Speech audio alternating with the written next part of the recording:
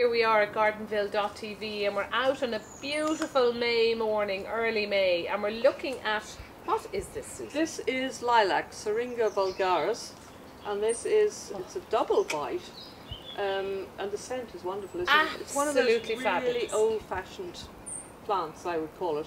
I'm not sure if this is Madame Lemoyne, because I know she is white, but whether she's double or not. Now, when you say double, you mean that there's two out of the little flowers. There's many petals in each little flower. Oh, I the flower see. head. Oh, right. I beg your pardon. So that's okay. why it's double. The normal sort of, when I say normal, the basic Syringa vulgaris is a sort of very pale purpley blue. Right. And then there's a deep blue called Charles Jolly. There's varying colours under there.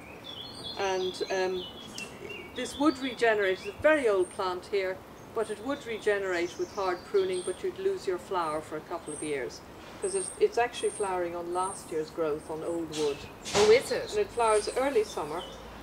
And you said you had success bringing it into the house. I did. I put it into a vase and it's still going strong a week later. Yeah. And it is fabulous. Well, you see so much in the head. Yeah. Do you know what I mean? This double white is amazing. I think it's the most gorgeous. The trick is, I think, when bringing it in, is to take the leaves off.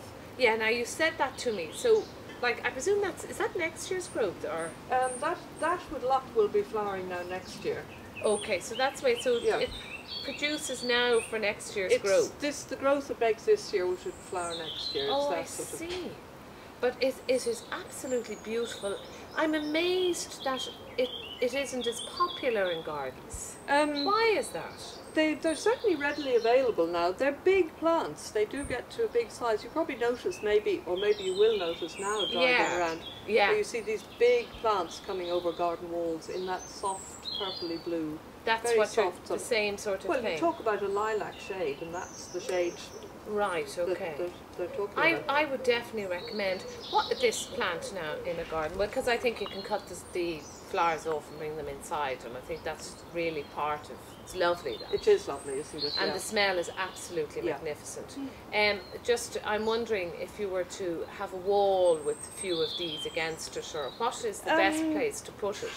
They'd like it, obviously, a bit of sun, because you can see how here it's reaching out, stretching out for flowering. Yeah.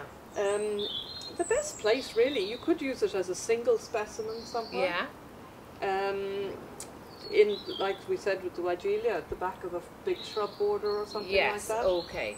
So where other things take over then when this dies back? It's deciduous, and it also is once flowering. Right, so you don't get a huge amount of time out of it. There are other species, varieties of lilac, which have neater flowers, smaller flowers, and slightly different growth habit, and they're scented as well. Okay, just to see how old it is, Susan. Oh, it's ancient. I don't know whether the camera can pick it up there, the splitting of the bark and everything, it is unbelievable.